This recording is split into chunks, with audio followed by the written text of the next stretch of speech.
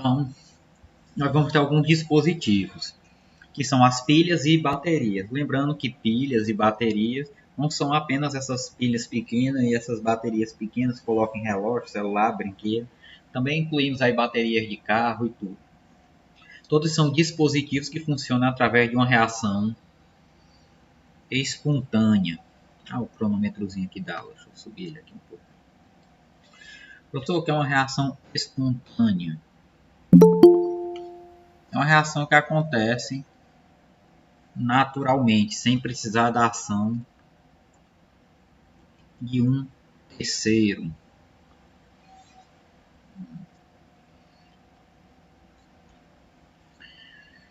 Ou seja, é uma reação que você pegar os dois reagentes e colocar junto, não vai precisar de alguém ou de algum catalisador, de alguma força externa. Ela vai acontecer naturalmente.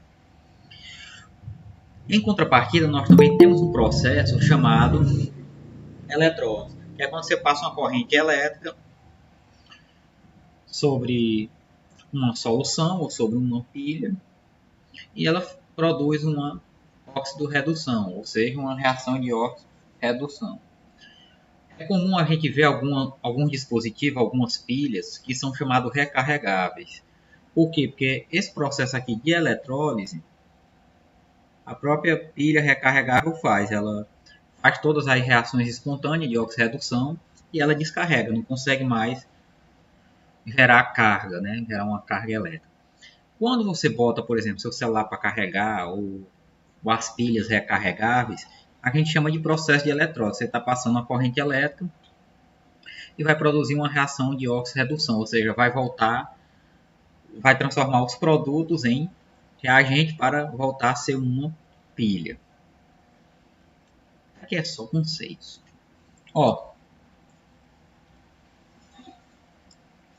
Se a gente pegar uma chapa de zinco e colocar em sulfato de cobre, uma solução de sulfato de cobre, vocês dizem, professor, mas isso é difícil de encontrar. Não, cara, sulfato de cobre, se você for nessas casas veterinárias, lojas que vende material de fazenda ou de roça, né? Aí em São Domingos tem várias. Vocês já viram que tem um pacotinho com sal azul, um sal vermelhinho, um negócio. Aquele sal azul é sulfato de cobre. Se você dissolver ele em água, ele fica assim azul. E se você colocar uma chapa de zinco dentro dessa solução, com o tempo a gente vai perceber que o cobre da solução vai migrar para a chapa de zinco. Ou seja, o cobre da solução está sendo reduzido pelo zinco. Então é comum que o cobre faça essa formação na chapa de zinco. Mas, professor, o que o senhor quer dizer com isso?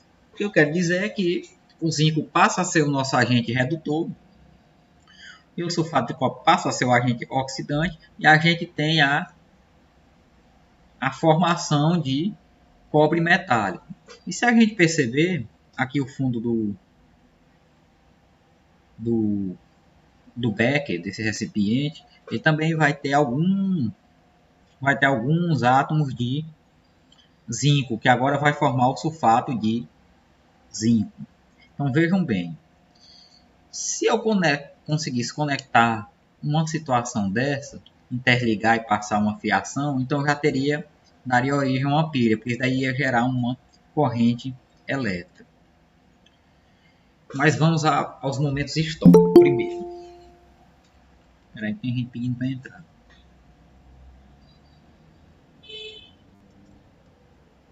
Pronto, vamos voltar aqui, Nós temos a primeira situação que alguém descobriu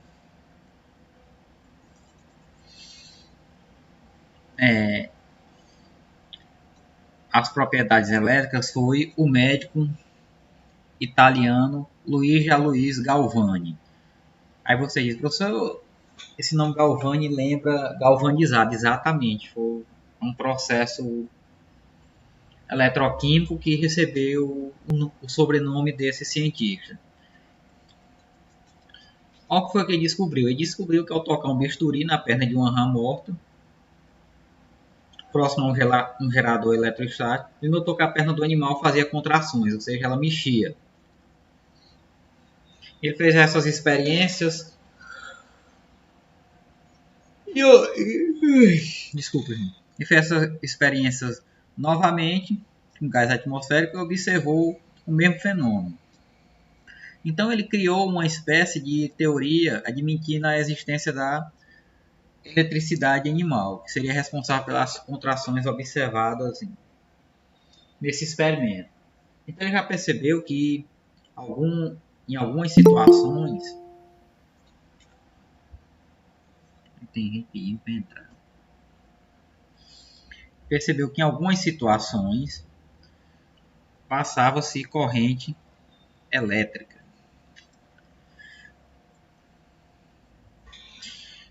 Apertei aqui no mouse da caneta. Então o que acontece?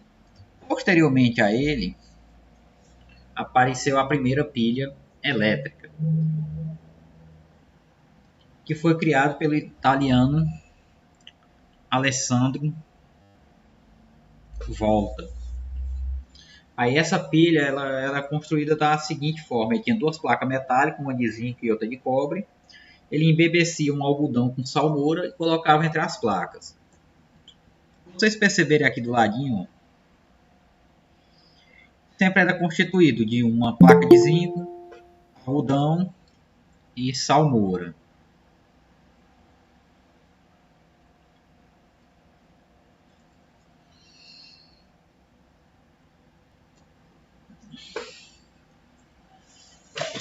Opa, e salmoura. Ele foi repetindo essa montagem.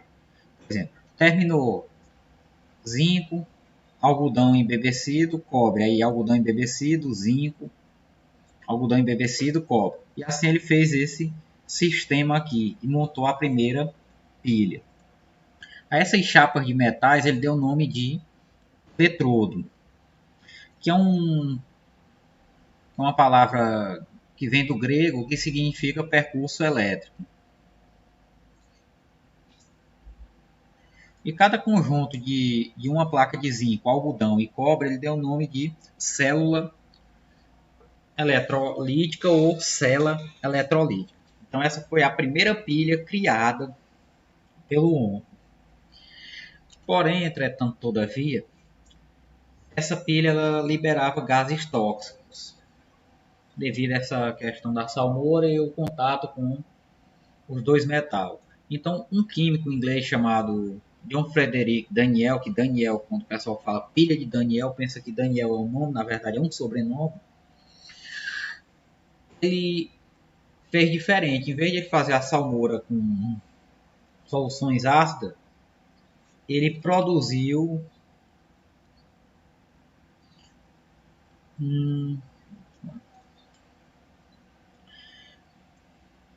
ele resolveu fazer uma separação. Ele pegou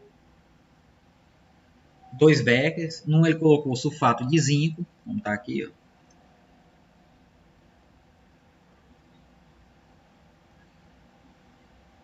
ó, sulfato de zinco, e mergulhou uma chapa de zinco. No outro lá ele botou cobre e sulfato de cobre. Então isso daqui recebeu o nome de semicélula. E ele uniu essas duas semicélulas por uma ponte salina. Professor, o que é uma ponte salina? Basicamente é um cano fino de vidro que dentro dela tem uma solução salina, podendo ser cloreto de sódio, cloreto de potássio, sulfato de... Para quê? Porque aí você teria um caminho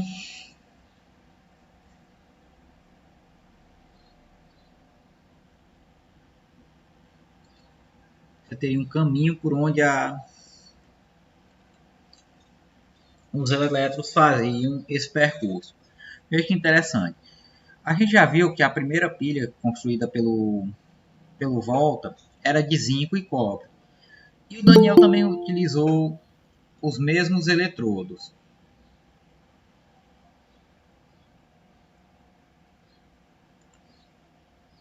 Ele utilizou o eletrodo de zinco e o eletrodo de cobre. Qual a diferença? Que ele separou os eletrodos e mergulhou em uma solução. Fez essa ligação aqui, ó, colocou um interruptor.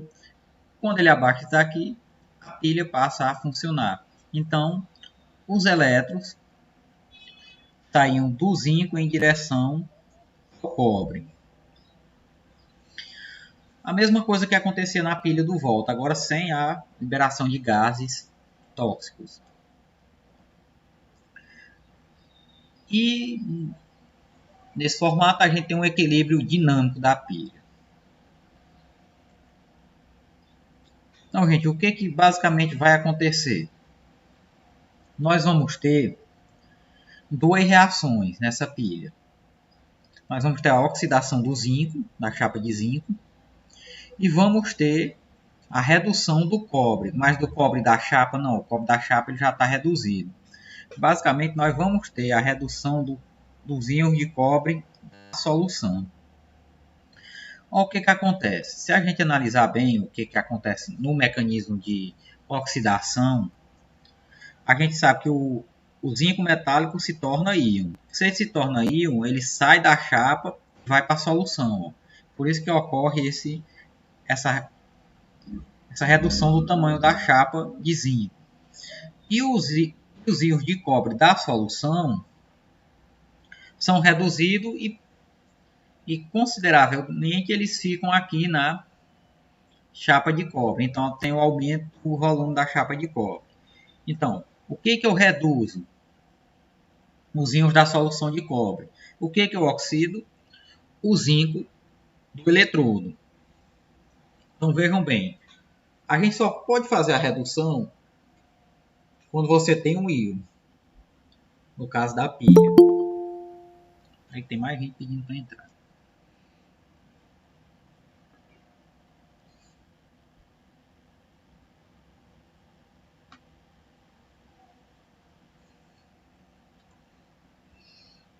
Pronto.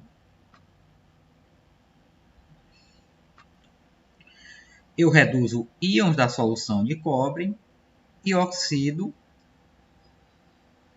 os átomos de zinco da solução, o que aumenta a concentração da solução de zinco e reduz a concentração de sulfato de cobre.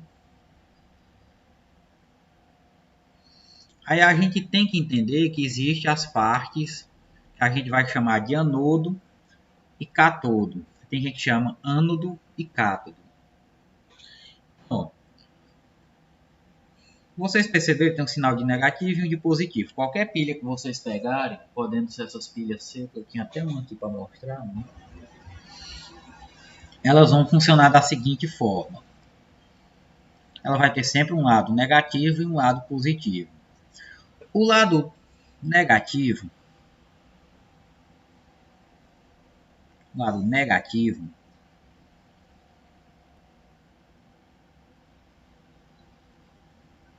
de toda pilha é o que a gente chama de anodo, que é onde acontece a oxidação, porque ele é considerado o lado negativo, porque ele é o lado que fornece os elétrons, é o lado que libera os elétrons. O lado que acontece a redução, a gente dá o que é o lado positivo. Eita, essezinho aqui. Recebe o nome de cátodo ou cátodo.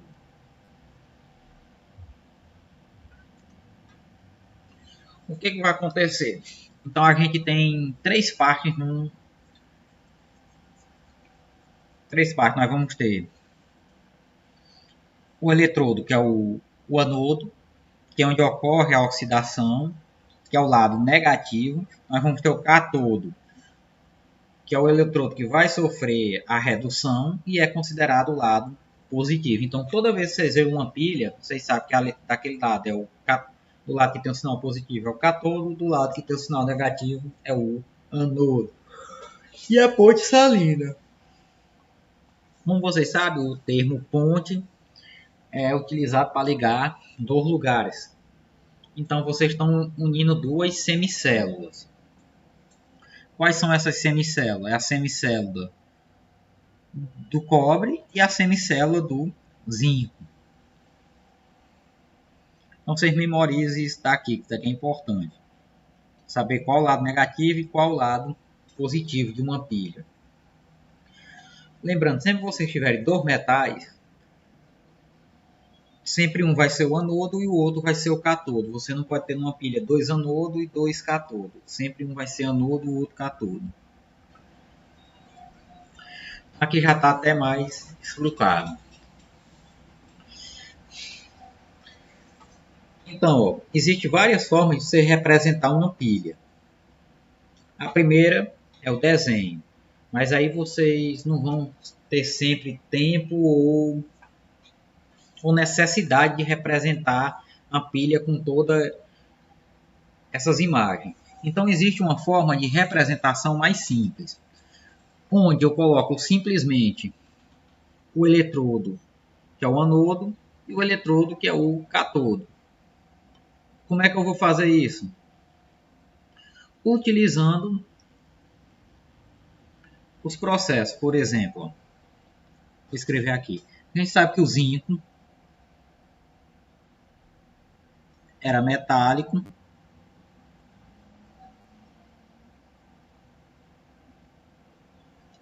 e oxidou, ou seja, ele perdeu esses dois elétrons. O cobre, por sua vez, estava na forma de íon, recebeu os dois elétrons advindos do zinco e reduziu. Então, o que é que eu vou fazer? De uma forma mais simples, esses dois elétrons daqui são os mesmos, então eles não são importantes. Então eu vou representar aqui como parte do anodo simplesmente o início e o final. O mesmo acontece com o cobre. O início e o final. Então eu vou unir essa expressão, onde eu vou ter o anodo, que é o zinco. Ó. Esses dois tracinhos representam a ponte salina. E o cobre. Então, passei aqui. Então essa é a forma mais simples de representar uma pilha. Ou seja, nem sempre precisa desse desenho todo. Então o que eu vou utilizar? O anodo. O que eu vou colocar no anodo? O estado metálico e depois o estado oxidado. No cátodo, o estado oxidado e o estado metálico, que sofreu a redução. Então aqui já está representando o processo de oxidação desse eletrodo e aqui o processo de redução. E os dois tracinhos, que vocês sabem, é a ponte salina. Então, gente, dúvidas, questionamentos até aqui? Está tudo muito simples, muito fácil. Até agora não tem nenhuma dúvida, professor. Que bom.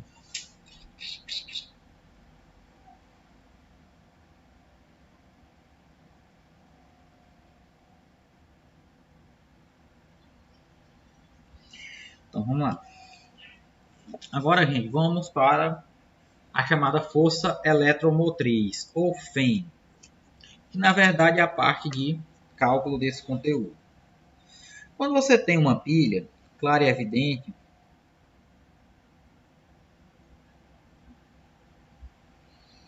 você vai ter uma carga, ela vai ter que gerar uma carga.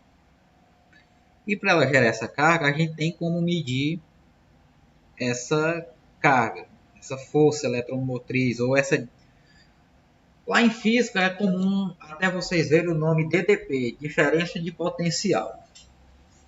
É tudo a mesma coisa, é tudo o mesmo nome. É a força eletromotriz, a FEM e a diferença de potencial.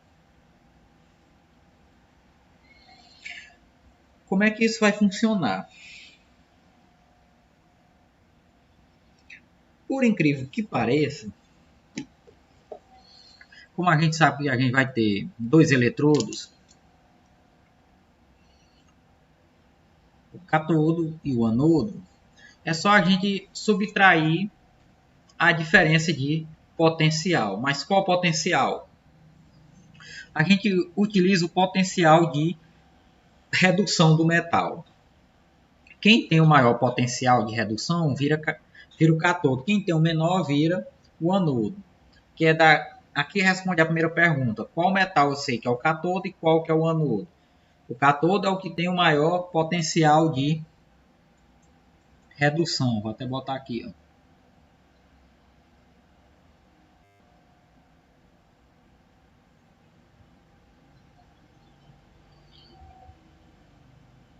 Maior potencial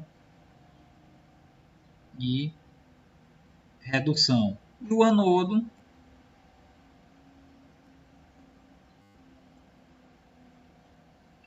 o menor potencial de redução.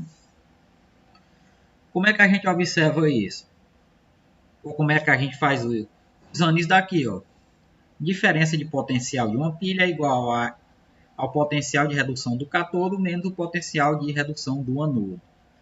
Essa tabela aqui, eu não sei se vocês estão vendo bem, mas aqui tem os potenciais de redução. Se a gente pegar essa pilha aqui, ó, vamos fazer essa pilha que a gente estava fazendo. Ó.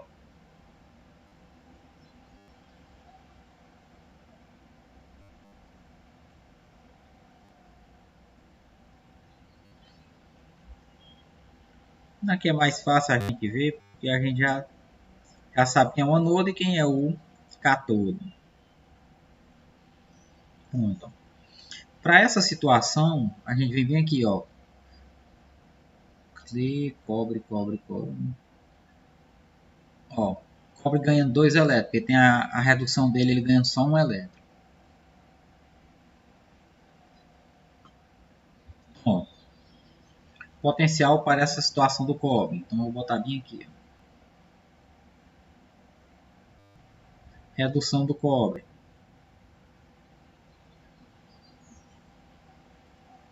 Do zinco. Pronto. Aí você olha, ó, mais 0,34 e menos 0,76. Esses daqui são os potenciais. Quem tem o maior potencial, cobre. Então, eu simplesmente vou reescrever. Ó. Delta E igual a todo menos anodo. Ó, mais 34 menos, aí entre parênteses, menos 0,76. Esse menos é o da fórmula. Então, ó, gente, tá aqui, ó, é os cálculos que vocês vão ter que realizar. Ó, como é simples, ó, mais 34 menos com menos vira mais 0,76. Agora é só somar, conserva o sinal positivo, que nesse caso nós estamos trabalhando com pilha, então o sinal é positivo.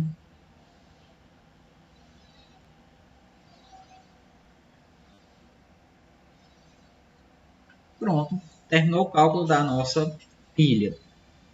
Vejam que eu só estou utilizando os dados da tabela. Aí vocês perguntam, professor, e nas questões que a gente vai fazer, vai vir tanto o potencial do anodo e do catodo. Só que lá eu não vou dizer o potencial do anodo. Vocês vão olhar quem tem o maior potencial e colocar na fórmula. Veja que não tem muita dificuldade não, gente. Eu tenho. Não, professor, não senti dificuldade, não. E daqui a coisa mais simples que tem, ó. E se eu disser para vocês que esse é um dos conteúdos que mais cai no Enem, essa questão de pilha, número de oxidação, são conteúdos que estão sempre caindo no Enem.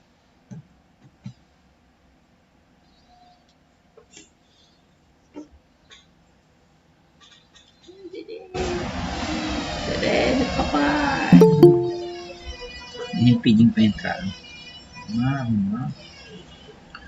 Esse som,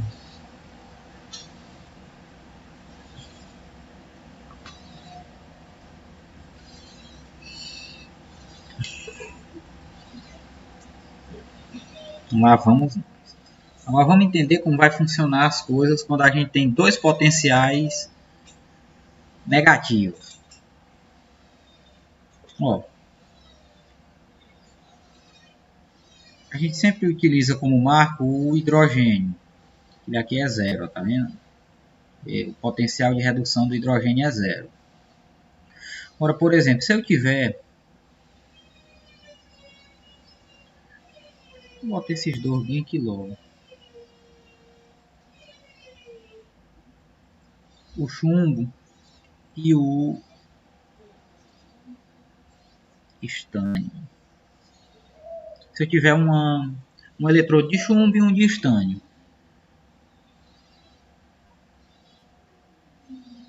É mais fácil mesmo. 14, opa, faltou mesmo. Menos 13. É até bom que eles são pertinho. Ó, quando você tem dois eletrodos, um com potencial positivo e um com potencial negativo, o positivo é sempre o cátodo. Quando você tem dois negativos, aquele... Alguém pedindo para entrar, peraí.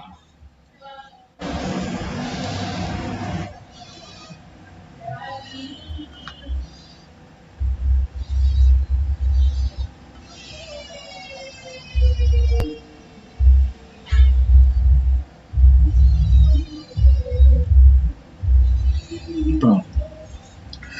Então, ó, menos 13 e menos 14. Quem vai ter o maior potencial para ser o cátodo? O chumbo. Porque eu não sei se vocês lembram, mas na matemática, naquela reta de número, os números negativos mais próximos do zero são os maiores. Então, menos 13 é maior que menos 14. Por exemplo, é mais fácil você pagar R$2 do que pagar 100. Então, ó, sempre que você tiver dois números negativos, o mais próximo do zero sempre vai ser o cátodo, porque ele é maior. Se for dois números positivos, o maior número positivo é aquele mais distante do zero. Isso fica fácil de ser percebido. Eita, a letra então meio pequena, viu? Por exemplo, vamos pegar aqui o cobre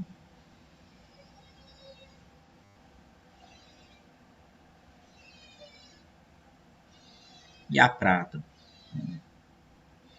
Então, ó, potencial de redução do cobre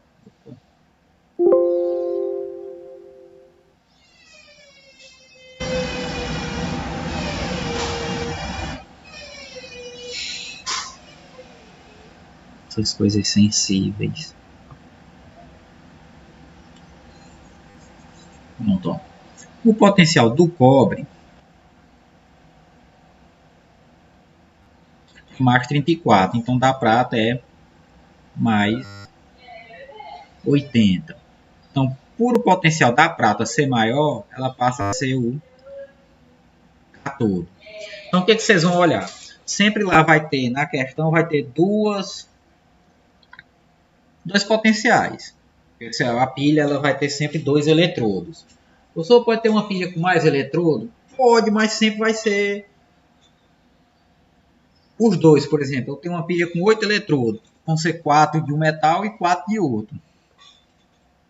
Para gerar a mesma carga, entendeu? A duração. Então vocês só vão ter o trabalho de escolher quem é o cátodo. Eu sou o anodo, eu não escolho não, porque quando eu escolho o cátodo, o outro fica sendo o anodo. Se eu escolher o anodo, o outro fica sendo o cátodo. Então, qual é a regra aqui? O cátodo é sempre o de maior potencial. Se for negativo, é aquele mais próximo de zero. Se os dois forem positivos, é o mais distante do zero. Então, isso, gente, é uma coisa simples, não é assim a dificuldade que o povo imagina. E tal. São coisas simples, você encontrar quem é cátodo e quem é anodo. Algumas questões do Enem, às vezes eles dão uma substância e pede um metal para reduzir ela. Então, se você quiser reduzir alguém, tem que usar um metal menos um potencial menor. Pronto.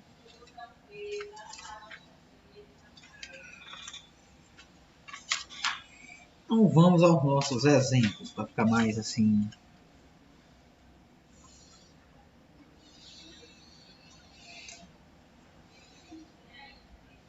Modificar um pouco essa questão aí desse negócio.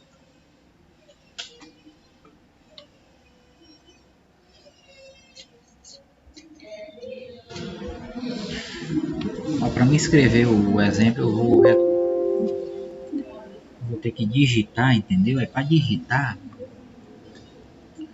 Eu tenho que reduzir aqui a tela.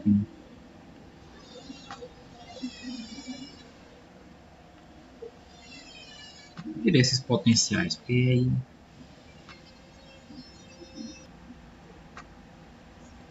Então vamos lá, gente. Ó.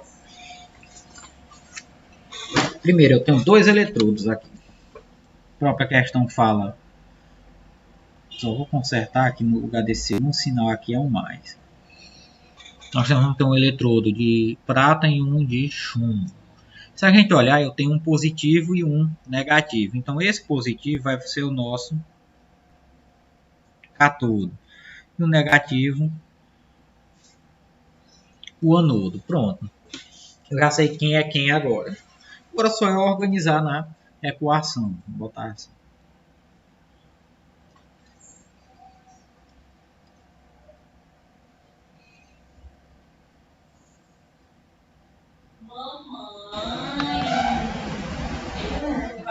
Vou botar um azul que eu já cansei esse vermelho. Vamos lá. Ó.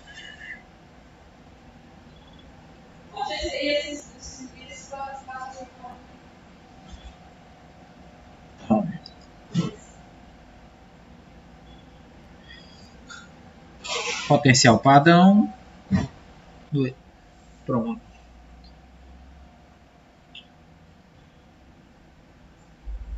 Que é do anodo.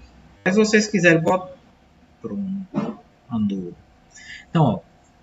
Cátodo com a energia mais 80. Do anodo, menos 13. Então, vou reescrever. Ó.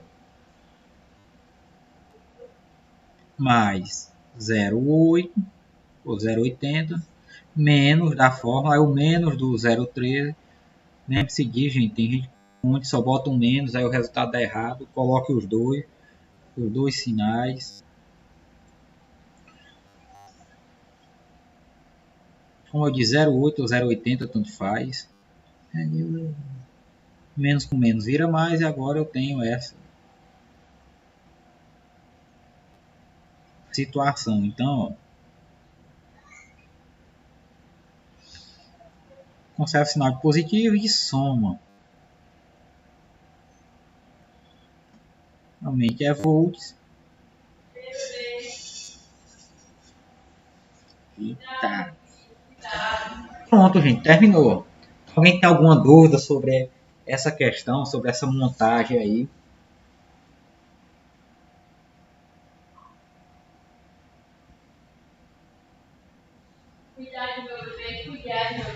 Da minha parte eu entendi, professor. Ô, Glória, gente, ó, lembrando, é sempre simples assim, ó. Vocês estão vendo uma situação bem fácil de resolver. Vocês têm dois potenciais, um é do cátodo e outro é do anodo. Pronto.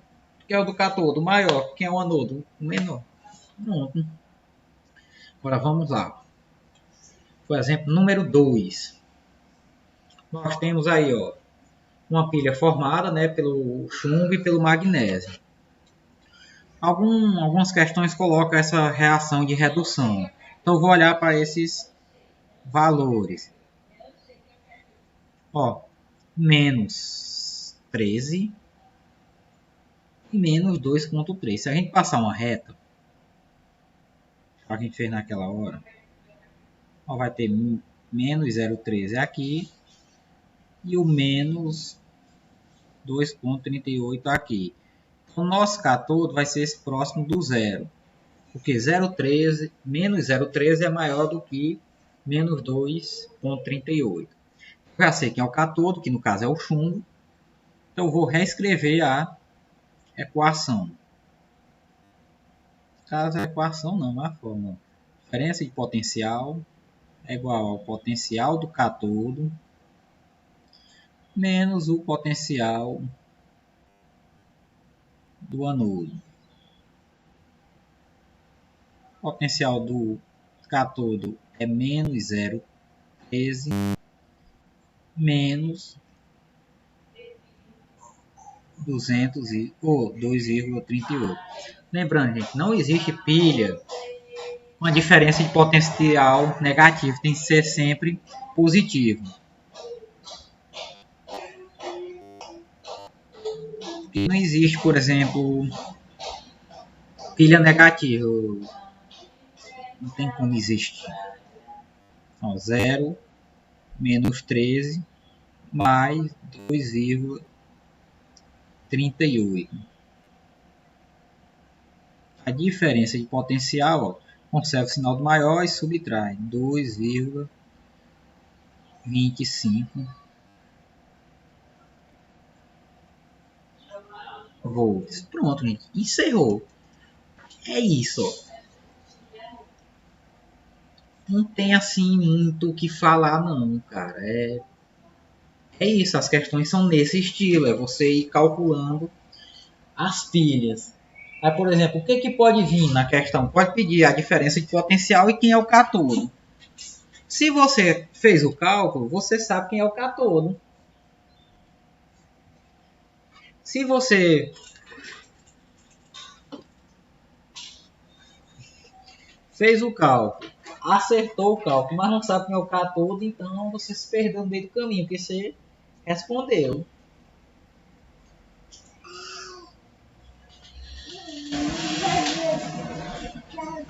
Bah.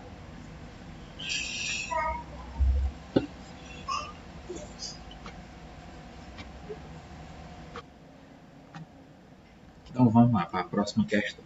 Lembrando, gente, que é uma questão simples. Ela caiu no Enem de 2012. Pronto. Aqui, ó, ele não quer uma pilha, é só uma aplicação dos potenciais de redução. Então ele diz assim, um boato de que os lacres de latas de alumínio teriam um alto valor comercial levou muitas pessoas a juntarem esse material na expectativa de ganhar muito dinheiro com suas vendas. As empresas fabricantes de alumínio esclareceram que isso não passa de uma lenda urbana, pois ao retirar o anel da lata dificulta-se a reciclagem do alumínio. Como a liga no qual é feito o anel contém um alto teor de magnésio, bem, ó, então olha o que acontece, ó, tem aquele anelzinho, aquele negocinho que vocês puxam da lata, fica mais fácil ocorrer a oxidação do alumínio no forno. A tabela apresenta as semi-reações e os valores de potenciais padrões de redução de alguns metais. Então, ó,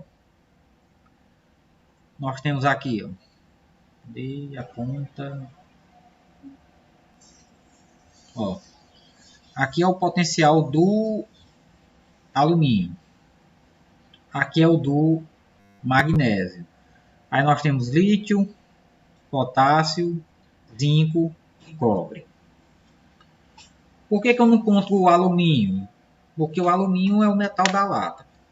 Aí só, com base no texto, na tabela dos metais, nessa tabela,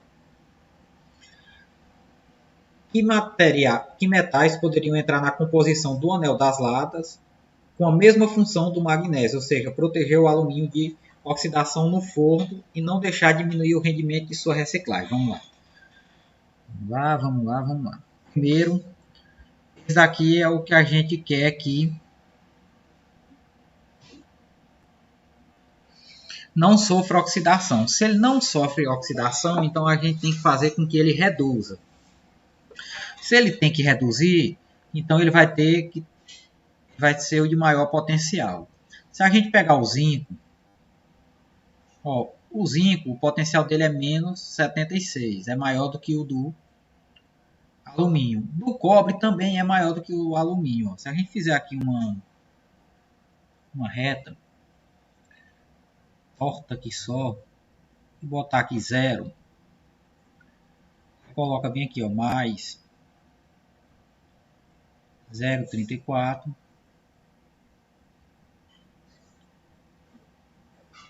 menos 0,76. O do alumínio aqui, ó, menos 1,66. Deixa eu botar os símbolos, né? Cobre, zinco e alumínio. Ó, gente, vocês até podem utilizar essa estratégia aqui em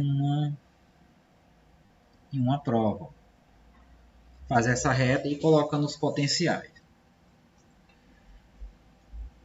Aí aqui vai ser o magnésio. Lembrando, o magnésio não entra porque ele já está na questão que ele desenvolve esse 0,36. Aí aqui vai ser o potássio. E aqui o lítio. Vou botar o lítio mais assim. Ficou muito junto aqui o 2,93. Pronto. Uma reta assim.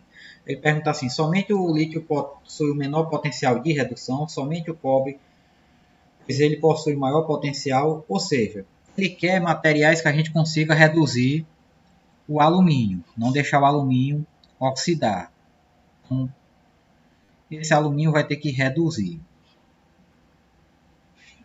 Se a gente olhar zinco e cobre, eles têm potenciais maiores, então eles oxidariam o alumínio antes de ir para o forno.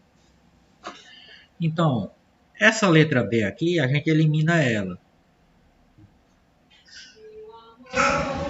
Ela não funciona para a gente. Somente o potássio tem um potencial. Se vocês olharem, lítio e potássio, faltou um izinho bem aqui, ó, tem os maiores potenciais. Maiores não, tem potenciais menores do que o alumínio. Então, esses dois aqui, com certeza, reduz. Mas nós vamos eliminar a letra A porque tem essa palavra aqui, ó, somente. Quando ele diz somente, ele diz que só o lítio consegue fazer isso. E a gente sabe que não é verdade. Somente o potássio. O potássio faz, mas não é só ele. Então, elimina. Cobre e zinco. Como a gente viu, cobre e zinco tem potenciais maiores. Então, eles vão oxidar o zinco e não ser oxidado. Então, aqui, ó, somente lítio e potássio, pois seus potenciais de redução são menores. Para os potenciais do lítio e do potássio ser menor, a única resposta para essa questão seria a letra E. Então vejam bem, gente, é uma questão do Enem, não é uma questão difícil. É só uma questão de interpretação. Quem tem os menores potenciais vão oxidar. Então, como ele quer que o alumínio reduza, então qualquer um desses aqui, ou lítio ou potássio, poderia fazer esse papel. Mas como ele deu afirmativas, então a única afirmativa correta seria lítio e potássio. Por que eu descartei a letra A e a letra C? Porque, como eu disse, a palavra somente diz que é só aquele metal e não é só o lítio ou só o potássio. Os dois podem fazer esse trabalho. Entenderam, gente?